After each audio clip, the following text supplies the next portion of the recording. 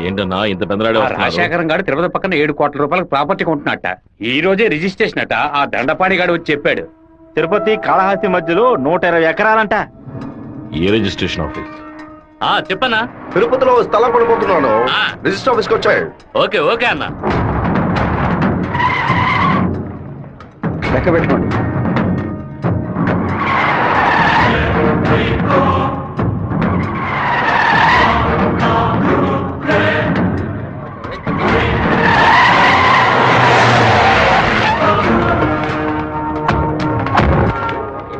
అన్నా ఇక్కడికి వచ్చారా? ఇక్కడేం చేస్తా ఉన్నావు? ఓ స్థల రిజిస్ట్రేషన్ పని మీద వచ్చాను. ఆహా.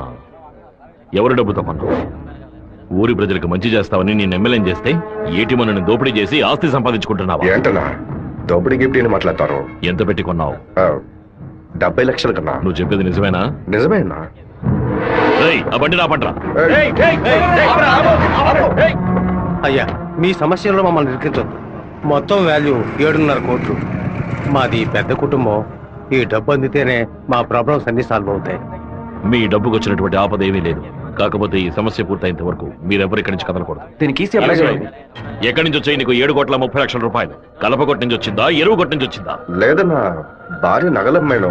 వ్యవసాయంలో కొంచెం డబ్బు వచ్చింది. ఓహో, నీ పెళ్ళం 40 కిలోల బంగారం తీసుకొచ్చిందా? ఏంటన్నా కొంచెం మర్యాద ఇస్తే ఓవర్గా మాట్లాడుతున్నావు. అనంతపురానికి నేను ఎమ్మెల్యేనా మీరు ఎమ్మెల్యేవా? అన్నిటికీ సంజాయిషులు చెప్పాలా? అందరూ ఇంటి నుంచి డబ్బులు తీసుకొచ్చే పార్టీ పడుతున్నారా?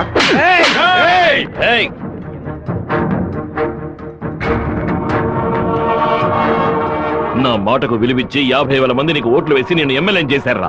రేపు నేను వాళ్ళకి ఏం సమాధానం చెప్పాలరా? అయ్యా, అన్ని రికార్డులోకి ఎక్కించేశారట. ఇక మన చేతుల్లో ఏమీ లేదా? నేనంతా వింటూనే ఉన్నాను. ఒక చిన్న ఐడియా చెప్పరా. ఇతను అక్రమంగా సంపాదించిన ఆస్తులన్నీ మన ఊరు ప్రజలకి, పంచాయతీకి రాసి చేయొచ్చు. వెంటనే అలా చేయడం కుదురుతుందా? చేయొచ్చు అన్న. దానికి స్టాంప్ డ్యూటీ తక్కువే. 10 నిమిషాల్లో డాక్యుమెంట్ రెడీ చేస్తాను. సరే చెయ్యి అన్నా. 100 రూపాయల స్టాంప్ పేపర్ తీసుకొని నేను చెప్పేది కొట్టండి. అనంతపురం జిల్లా పులివెందుల గ్రామం వెంకయ్య వీధికి చెందిన సుంకర సుందరమూర్తి గారి పెద్ద అబ్బాయి రాజశేఖరం అనబడే నేను మనస్ఫూర్తిగా రాసిచ్చినది ఏమనగా, తిరుపతి పక్కనున్న సర్వే నంబర్ 141, 142, 143 కిందకు వచ్చి 120 ఎకరాల భూమిని అనంతపురం జిల్లా వాసులకి హృదయపూర్వకంగా రెడీ నాన్న. లోపలికి వెళ్ళి సంతకం పెట్టు, లేదా గవర్నమెంట్ జీబ్ లో పోయి చువ్వలు లెక్క పెట్టాలి. వెళ్ళు.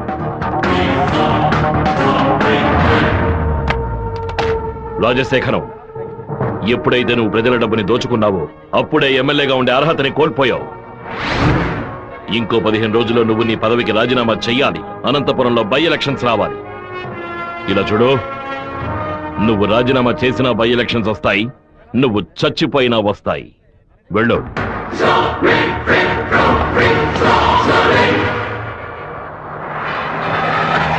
ఏంటన్నా ఇది? 4 రోజుల నుంచి ఇక్కడే ఉన్నాం. ఊరు నుంచి అక్కేమో ఫోన్ చేస్తా ఉంది. ఏ ముహూర్త నిలబట్టావురా? వాడు నన్ను కొట్టిన విషయం జిల్లా అంతా తెలుసుంటుంది. మానం పోయింది, మర్యాద పోయింది, దాచుకున్న డబ్బు అంతా పోయింది. ఆ పిల్ల నా కొడుకు ఐడియా వల్ల వీరభద్ర కాడు నా ఆస్తి మొత్తం రాసి తీసుకున్నాడు. నా కొడుకు లేపేయకుండా ఊళ్ళకి వచ్చిన భార్య కూడా నాకు మర్యాద ఇవ్వదు. ఆ ఓబులేషన్ రమ్మని చెప్పు. హైదరాబాద్ లో మన పార్టీ మీటింగ్ వెళ్తున్నాను. రేపటికల్లా వీరభద్ర కొడుకు చావాలి. అన్నా, మళ్ళీ తప్పు చేద్దాం. నేను నిన్ను చేయమంటల్లా, బెజవాడి నుంచి మనుషులు రప్పిస్తాను. నువ్వు నీ వాళ్ళు మూల నుంచి చూడండి, మధ్యలో దూరి కెలక్కండి. సరే అన్న. మనల్ని వీడి వీరభద్రాన్న కత్తికి బలి చేసేలా ఉన్నాడు. రేపు ఉదయం లేవగానే ఈ ఊరి నుంచి ఎస్కేప్ అయిపోవాలి.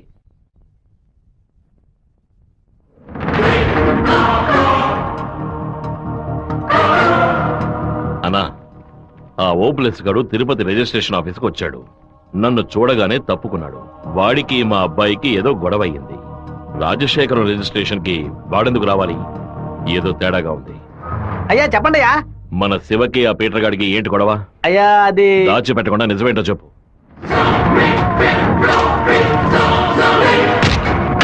నా దగ్గర దాచేశారు కదూ. కావాలని గొడవ పెట్టుకున్నాడు. ఇందులో ఏదో మతలబు ఉంది. టీ మొహాన్న పోసిన ఆ నిమిషంలోనే వాడి చేతి నరికి పారేసి ఉండాలి. గొడవలేం పెట్టుకోవద్దని మనమే కదే చెప్పండి. నేను ఒక బుద్ధి లేని మనిషిని. నా మాట గౌరవం ఇచ్చే నా కొడుకు ఊరికే ఉన్నాడు. రండి, ఆ ఓబ్లేస్ గారిని కలిసొద్దాం. ఏంటన్నా సడన్ గా ఈ ట్రిప్ ఏంది? రే డోంగ్రే, కొడుకు ఏదైతే అప్పకి ఎక్కడో మండుద్రా. అందుకే మనం అసలు ఈ ఊళ్ళో లేవు. చూసావా, అందులోనే లైన్ లోకి వచ్చేసాడు. అన్నా చెప్పన్నా. ఓబ్లేసి ఎక్కడున్నావు? వైజాగ్ లో ఉన్నా అన్నా. ఏదైనా పరిపడిందన్నా? నేను ఇప్పుడు ఫోన్ కట్ చేస్తాను. నువ్వు అక్కడ ఉన్న ల్యాండ్ లైన్ నుంచి నాకు ఫోన్ చెయ్యి. ఆ? ఎందుకన్నా? నువ్వు వైజాగ్ లోనే ఉన్నావా లేదా అని తెలియద్దు. ఇప్పుడే అన్న రేణు కూడా దాటి పెడుతున్నాను. ఎందుకు అబద్ధం చెప్పావు? దొరికిపోయావు. నాకు దీనికి ఏ సంబంధం లేదన్నా. ఆ రాజశేఖరవే బెదవాడిచ్చి బందర్ నుంచి మనుషులు రప్పించి బాబు నెసేలని చూస్తున్నాడు. ఏమన్నావురా? ఈ విషయం మీకు తెలీదా? నా కొడుకు ఒంటి మీద చిన్న గీత పడినా సరే తిరుపతిలో ఉన్న రౌడీలందరినీ ముక్కలు ముక్కలుగా నరికి పారేస్తానా? నారా తిరుపతికి.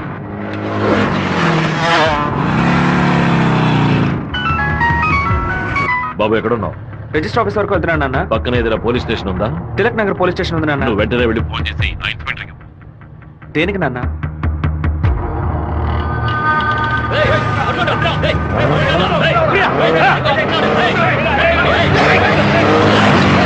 మాధవరావు ఎక్కడున్నావు? విషయం ఏంది బావా?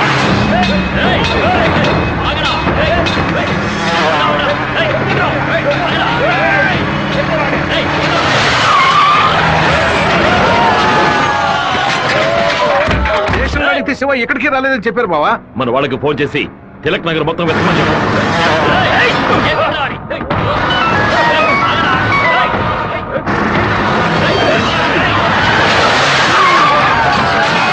చెప్పండి అన్నా. తిరుపతిలో మీ వాళ్ళకి ఫోన్ చేసి అన్ని చోట్ల వెతకమని చెప్పు. పీటర్ పడితేరా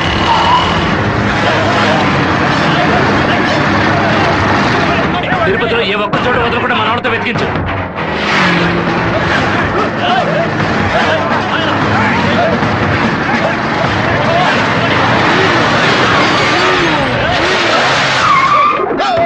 వాడికి ఏదైనా అయితే మనల్ని వేసేస్తారు. నేను ఆ కొండపైకి వెళ్ళి చూస్తాను. మీకు ఏదైనా తెలిస్తే నాకు ఫోన్ చేయండి. అలాగేనా?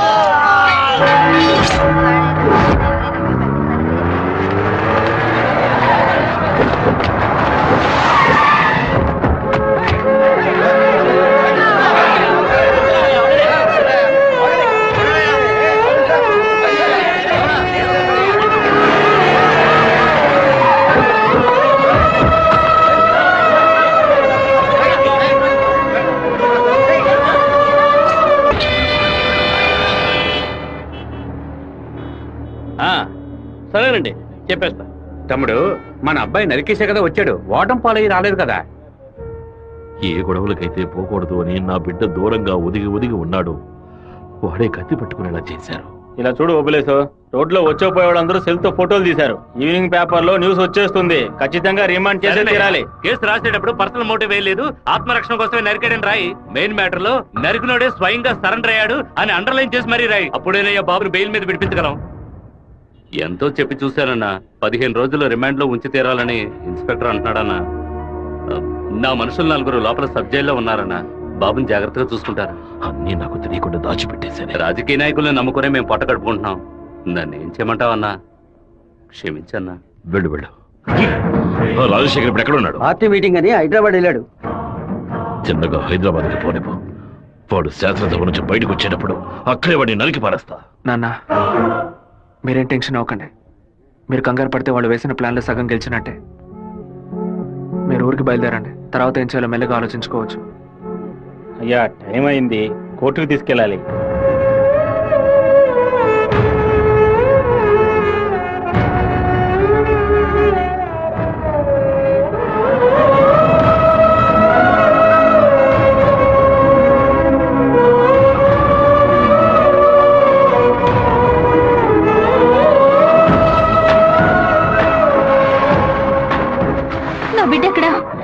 నా బిడ్డ రాలేదా?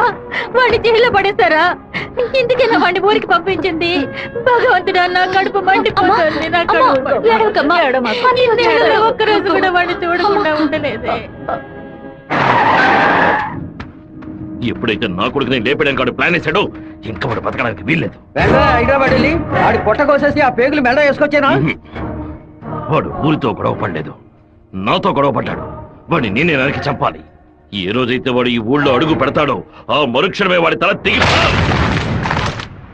అన్న ఈరభద్రం కొడుకులు లేపేయడానికి మనమే మనుషులు పంపామని అతనికి తెలిసిపోయింది.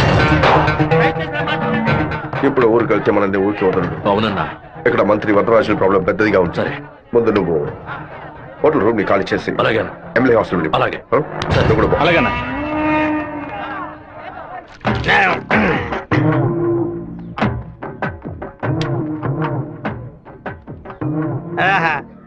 తాగి ఉన్నామే, తాగి బండి డ్రైవ్ చేసుకుంటూ పోతే పోలీసు వాళ్ళు లోపల పెడతారు. నెట్టుకుంటూ పోతాం.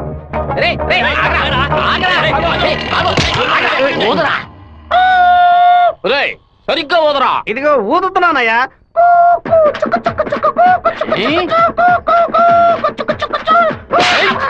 ఎగతాళా? మందు కొట్టవలేదో తెలుసుకోవడానికి పోదమంటే కొట్టానయ్యా. వీధి వీధికి వైన్ షాప్ ఓపెన్ చేసి పెట్టి రండ్రా తాగండి అంటూ మా దగ్గర ఉన్న డబ్బులన్నీ నాకి పారేస్తున్నారు. సైకిల్ మీద బైక్ మీద వచ్చిన వాళ్ళు అక్కడ ఎట్టేళ్తారా? దాని మీదే కదా ఇంటికి వెళ్ళేది. ఒక పని చేయండి అయ్యా, తాగుబోతులకు మాత్రం రాత్రి 7 గంటల తర్వాత ఒక బస్సు ఏర్పాటు చేయండి. మేము ఫుల్ గా తాగి ఇంటికి వెళ్ళి హ్యాపీగా తొంగుంటాం. ఓవర్గా మాట్లాడగరా. అలాగే మాట్లాడతానండి. తాగేసి బండి డ్రైవ్ చేసుకుంటూ వెళ్ళకూడదనే చట్టం ఉంది. చట్టం ఉందా? బండి నెట్టుకుంటూ వెళ్ళడం తప్పు కదా, కానీ ఎవడ బండు నెట్టుకుంటూ వెళ్ళడం తప్పురా. నెట్టుకొచ్చింది మా హెడ్ గారి బండి అయ్యా.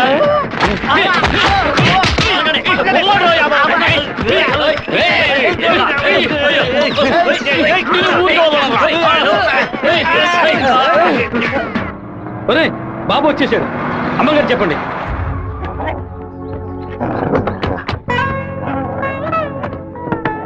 తూర్పు వైపు తిరిగి కూర్చోండి బాబు.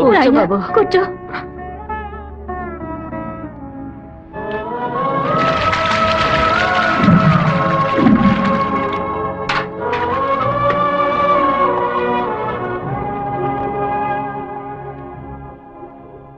అమ్మా ఎందుకు ఇలా డల్ గా ఉన్నారు? నేను రావడం మీకు ఇష్టం లేదా ఏంటి? నువ్వు వచ్చిన సంతోషంలోనే అమ్మకు నోట మాట రావడం లేదన్నయ్య. నీకు నా మీద అంత ప్రేమ అమ్మా? ఏంట్రా గబుక్కుని అలా అడిగేశావు? మరేంటమ్మా ఇన్ని నీళ్లు నా తల మీద పోసావే, చూసుకోవడానికి ఒక తుండుకుంటైనా ఇచ్చావా? దీనికి ఏం తక్కువ లేదు. ఉండు, తల తుడుస్తాను. లక్ష్మి లోపలికి వెళ్ళి అటెండెన్స్ చేసి గిఫ్ట్ ఇచ్చేసి వెంటనే వచ్చేయాలి. మరైతే నువ్వు రావా? నీ ఫ్రెండ్ పెళ్లికి నన్ను చేంజ్ చేయమంటావు? నేను ఒంటరిగా వెళ్ళానని నాన్నకి తెలిసిందో నేను చెదకబాతారు. రా అన్నయ్య. అమ్మ వాళ్ళు రాలేదా? నువ్వు ఎప్పుడు ఊరెళ్తున్నావే? ఇంకా 2 రోజుల్లో సెమిస్టర్ ఎగ్జామ్స్ మొదలవుతాయి. రేపు ఉదయమే నేను తిరుపతికి బయలుదేరుతాను. రండి బాబు. రండి బాబు, కూర్చోండి. కూర్చోండి. అన్నయ్య, ఆ ఎల్లో ఓణి అమ్మాయి ఎలా ఉంది? చండాలంగా ఉంది. మ్యాటర్ ఏంటి? ఆ బ్లూ ఓణి నీకేమైనా పిచ్చి పట్టిందా? అది కాదు, ఇక్కడున్న అమ్మాయిలందరూ మన క్యాస్ట్ వాళ్లే తెలుసా? వీళ్లలో ఒక్కనే నువ్వు సెలెక్ట్ చేసుకున్నావు అనుకో, నేను అది వెళ్ళి అమ్మ చెవిలో ఊదుతాను, అమ్మ నాన్న చెవిలో ఊదుతుంది, ఆ తర్వాత నీ పెళ్లిలో నాదస్వరం ఊదుతారు. ఎందుకంత కక్ష? 25 ఏళ్ల వయసులో పెళ్లి చేసుకుంటే అది సూసైడ్, 28లో చేసుకుంటే అది అటెంప్ట్ మర్డర్, 30లో చేసుకుంటే అది మర్డర్, 24 ఏట చేసుకుంటే బావిలో దూకినట్టు, 23 విషం తాగినట్టు, 22 ఊరేసుకున్నట్టు. మరి ప్రేమించి పెళ్లి చేసుకుంటే స్వర్గం, హౌస్ అరెస్ట్, జీవిత ఖైదు. అనయ్య, టీవీలో అమ్మాయిని చూడు, చాలా అందంగా ఉంది. అయ్యో ఒకసారి చూడు. ఏంటా జరుగు? తను నచ్చిందా? చాలా అందంగా లక్షణంగా ఉంది కదా. తను ఎవరో ఏమిటో నేను కనుక్కొని నీ చేత ఆత్మహత్య చేయించరా? వచ్చే ఏప్రిల్ 1 వరకు ఓపికగా ఉండు, మరుసటి రోజు చెప్తాను. ఏమిటనయ్యా, లవ్లో పడ్డావా? ఒక అమ్మాయి అంగీకారం కోసం 6 నెలలుగా వెయిట్ చేస్తున్నాను. తనే ఏంటి గారు, తహసీల్దార్ గారు పోలీసులు వచ్చారు. గ్రౌండ్ సెంటర్ లో మార్క్ అయ్యండి.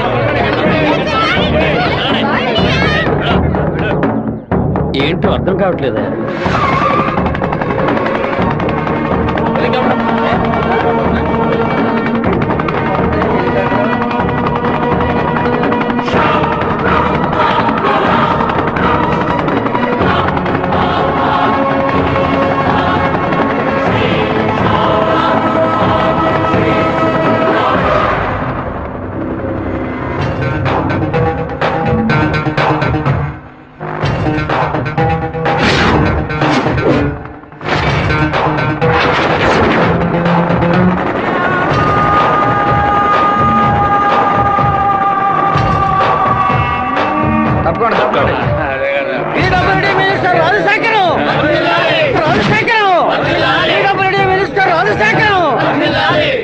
ఏంటయ్యా ఆశ్చర్యంగా ఉందా?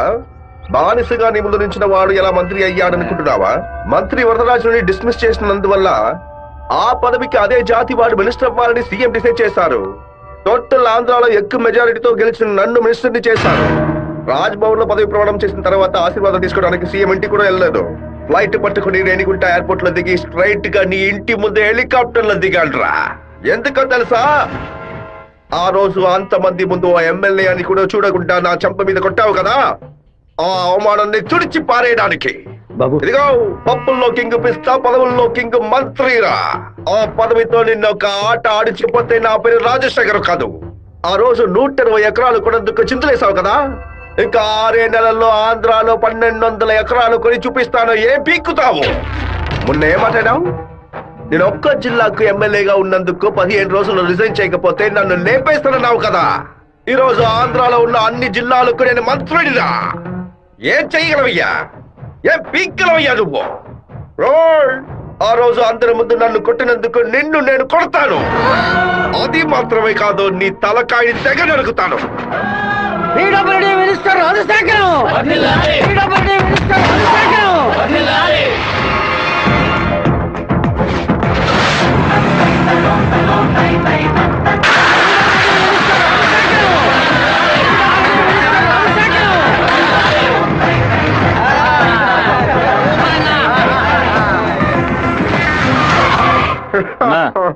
నిన్ను కలవాలని వీరభద్రం కొడుకొచ్చాడన్నా. వాడితో ఎంతమంది వచ్చారు? ఒంటరిగా వచ్చాడన్నా. రానివ్వు.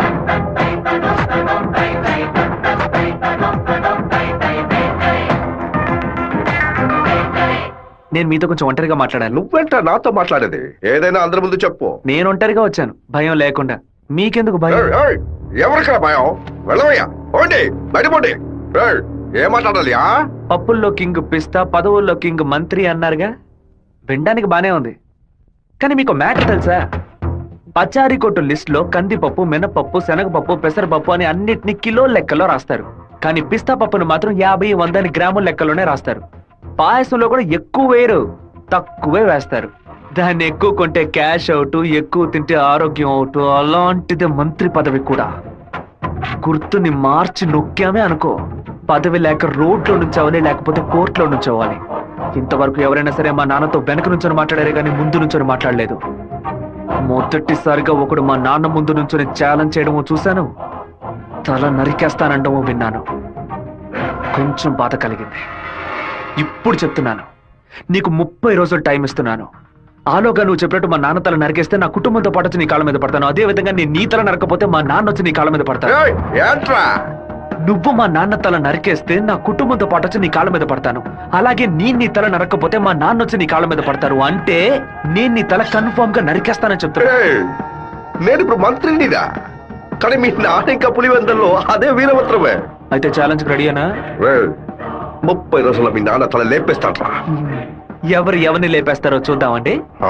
అయితే మా నాన్న చెప్పినట్టు త్వరలోనే అనంతపురం డిస్ట్రిక్ట్ లో బై ఎలక్షన్స్ వస్తాయి అనుకుంటా. వస్తానండి.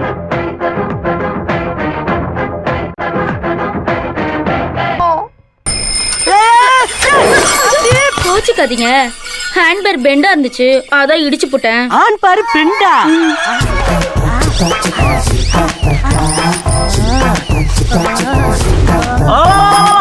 ஊர்க்காரங்களா ஓடுவாங்க.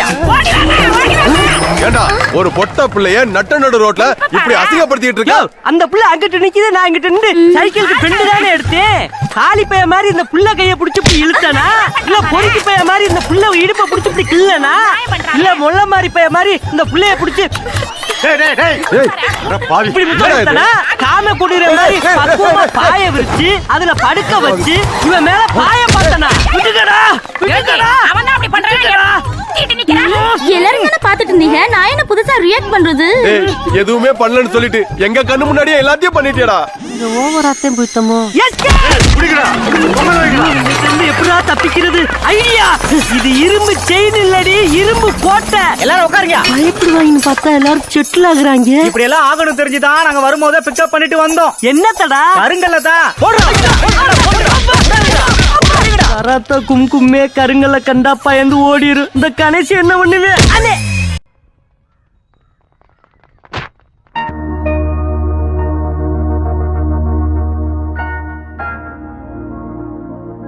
విఘ్నేశ్వరుని చూసి నవ్వుతున్నాడేంటి?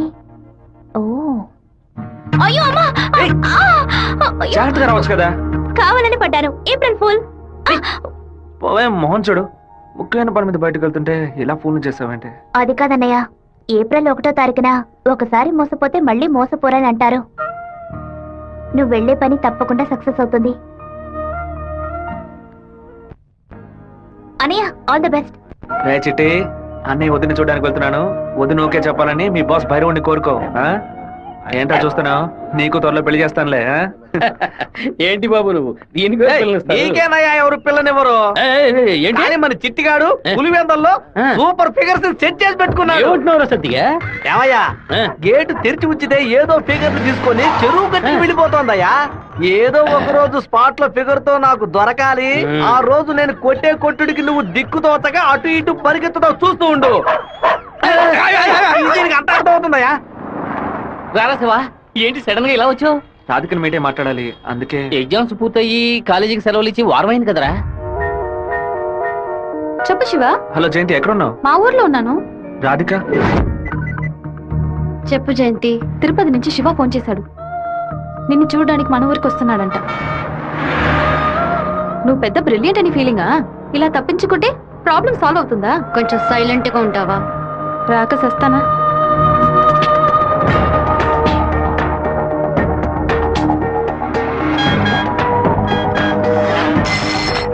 హలో రే జయంతి, రాధిక 10:30 ఎక్స్ప్రెస్ బస్సులో తిరుపతికి వస్తున్నారా? ఆ బస్ కండక్టర్ నెంబర్ ఏంటో కనుక్కో. హలో, ఎవరు? అన్నా, శివన్ మాట్లాడుతున్నాను. వేంపల్లో 2 అమ్మాయిలు ఎక్కారా? అవును బాబు. నేను హైవేలో ఉన్న బ్రిడ్జ్ పక్కన వెయిట్ చేస్తూ ఉంటాను. ఆ అమ్మాయిలు కొంచెం దింపేస్తారా? అలాగే బాబు.